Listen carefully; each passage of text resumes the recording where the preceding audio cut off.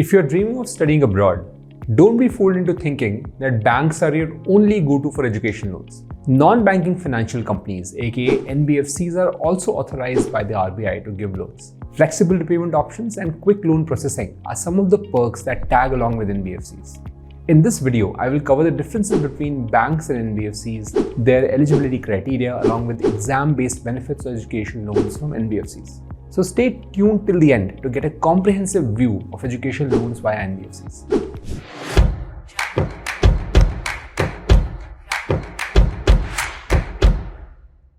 Hi friends, this is Jainesh Sinha, co-founder of Gyanthan. Education loans from NBFCs are specifically crafted for those students who dream of flying abroad. NBFCs, similar to banks, provide student loans without requiring a banking license. These loans are hassle-free and unsecured, meaning no collateral stress. Whether it's tuition fees, living expenses, travel expenses, and other study-related expenses, NBFCs have your back. Feeling a bit lost on the bank versus NBFCs, friends? No worries, I got you. Let us understand the differences between an NBFC and a bank.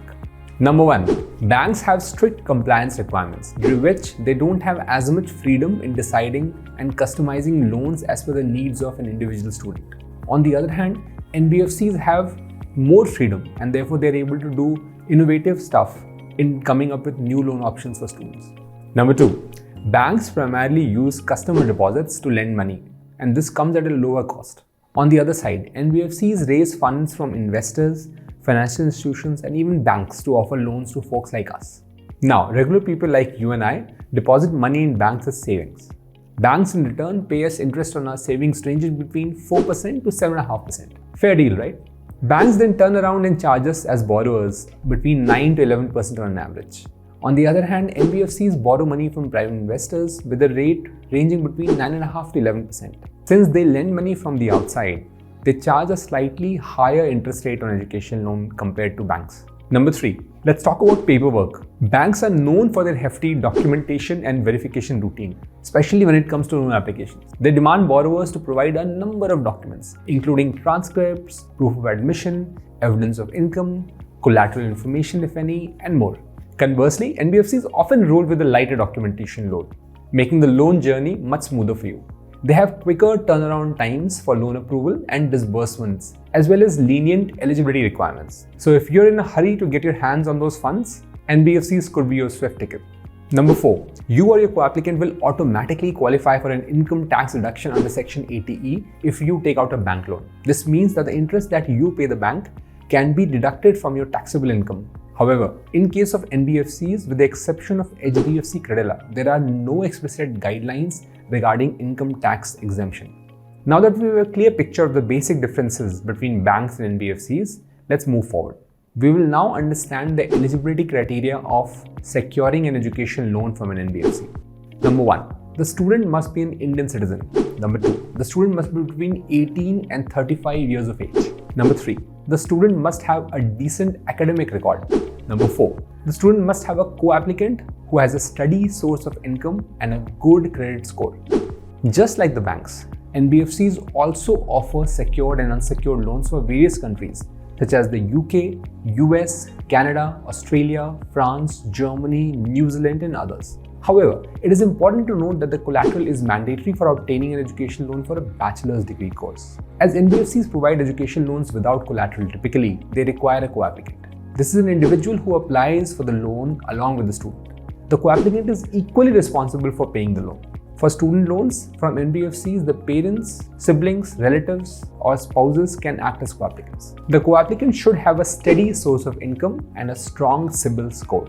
So folks, NBFCs also come with their own set of pros and cons. Like banks, HDFC Credila also provides tax benefits on education loans, but no other NBFC at this point provides the same. Similarly, if you have a low CIBIL score, then a partner NBFC, Avance, will consider your profile for education loans. Such minute details can only be shared by an expert. And for over 8 years, Gyanthan has been that expert, India's first financial marketplace. And for over 8 years, Gyanthan has been that expert, India's first education loan marketplace. To make higher education abroad accessible to all, we at Gyanthan have partnered with several leading banks, NBFCs, and international lenders such as SBI, Bank of Baroda, QBI, HDFC Credila, Avance, Auxilo, Empower, Prodigy, and others. Over the years, we have gathered exclusive insider insights that you won't find anywhere else online. Information that we believe is absolutely gold for borrowers like you.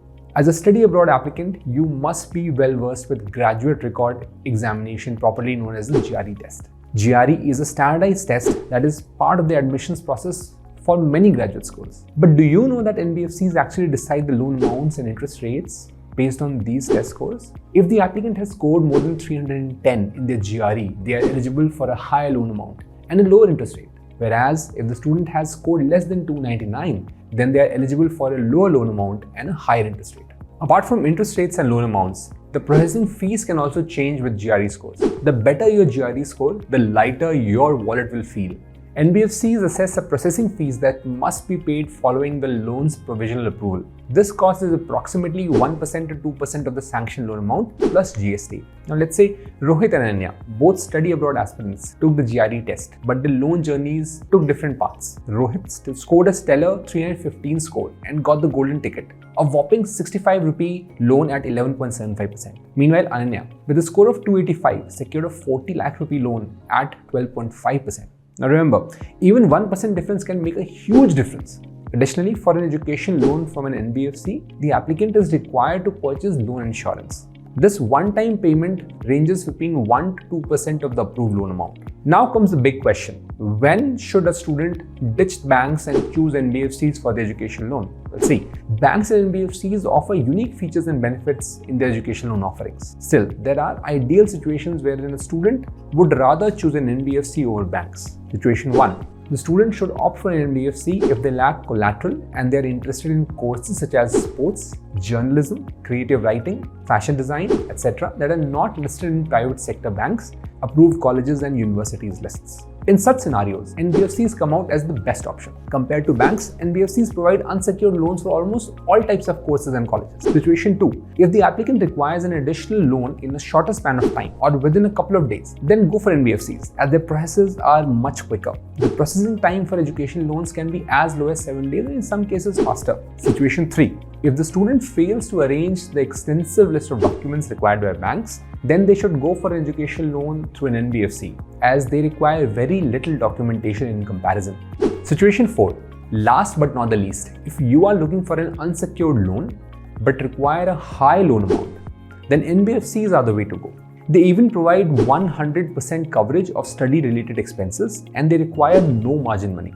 So friends, these are the top situations where you should go for an NBFC. Under these situations, banks fail to cater to your needs as they are bound by stricter rules and regulations. Let's face it, securing an education loan for studying abroad can be a complex process, running for errands for documentation, multiple bank visits, alien terms, the hurdles, they seem endless. In such situations, common people tend to make several mistakes, such as choosing the wrong lender, not planning the repayments, paying higher interest rates, paying extra processing fees, and many more. And that is why it's crucial for you to apply for an education loan through Gyanthan, where borrowers win half the battle as Team Gyanthan evaluates your profile and initiates your loan application with 3 to 4 lenders at the same time. Not only this, we provide you with a customized document list that is tailored just for you, ensuring that your loan file is nothing short of perfection.